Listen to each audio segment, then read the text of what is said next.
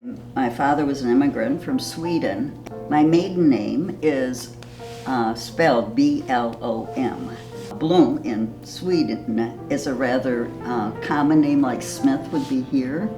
My mother's maiden name was Clark. So my mother grew up in Detroit area, and her ancestral heritage is, basic Northern European, Scotch, Irish, and English. So my mom and dad met when Dad had a job at Vivian Farms.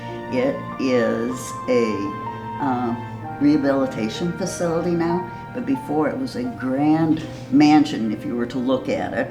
So though I was born at Old Women's Hospital, the family bought 2 acres on the corner of a 50-acre property. The basement got dug, he laid the foundation, he got it all closed in.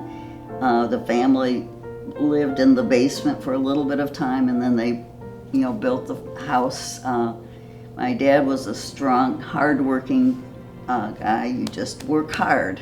So my mother ended up being promoted enough to be the business manager at Women's Hospital for the University of Michigan. And it was her job to collect the money, from the patients. So she had one patient that was there from northern Michigan who said, I can pay my bill, Mrs. Bloom, as soon as I sell this land up north. So we took one of these long weekends and we drove up to see the property. And so we just thought this would be really great, and Mom and Dad really wanted to buy it. So Mother went in to see the patient. How much do you hope to sell it for? $800. And well, Mom says, if I offer you $900, will you accept my offer? And she said, yes. So we ended up building a cabin. Between first and second year of college, I got a job at the Kroger store at Maiden Lane and Broadway. So I turned around a 5 o'clock rush one day, and there was this scrawny kid packing a round paper bag slowly.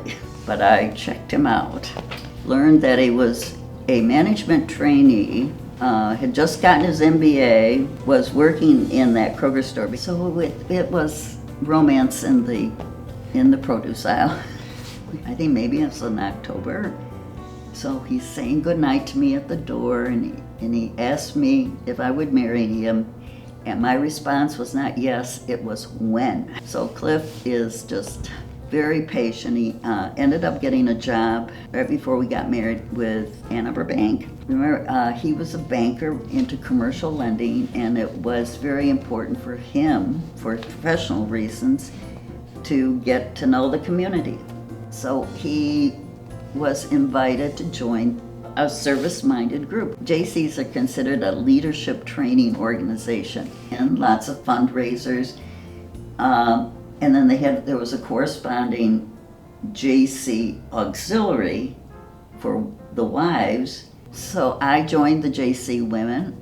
Great to learn more about Ann Arbor, to participate in what was happening, to do projects that would serve the community, have fundraisers. Our involvement in the JCs kind of gave us, I think, more confidence to be involved in the community. That my husband was on city council from 1978 to 82. Our activities with the JCs, we could organize things and, put together races and knew kind of the formula for getting someone elected or being elected. So I had run for school board twice in the 80s, had lost, would always come in fourth. And so in 1988, I ran for city council and defeated the incumbent at that time. So I had that experience. I ran again in 1990. Kirk Dodge was being quoted in the newspaper about that he would not be running for mayor that following in 93. And there were only 2 people that he thought should consider running for mayor, one being myself and the other Joe O'Neill. Worked hard and was elected. And I wanted to try to get bring together people and develop the best kind of project possible. And I was always interested in government, SEMCOG meetings, some Southeast Michigan Council of Governments. I ended up being president of the Michigan Municipal League. We created the Commission on Increasing Safety for Women, so attending meetings and advocating for that, writing resolutions. So I did not come in at 8 in the morning and leave at 5. I would have to say I probably was in my office at least 4 out of the 5 days, but a lot of evening work, weekend work, and I really felt that it was my job to be available to the community. And I was there to serve them, and however I was needed, I wanted to satisfy that responsibility. The experiences gained, the knowledge gained, you realize that the issues are very difficult and complex, and that's what's so sad. What's happening in our world today is that it's not a simple black and white issue. There's just tons of gray. The truth is usually somewhere in the middle, and it's having tolerance for that and getting to that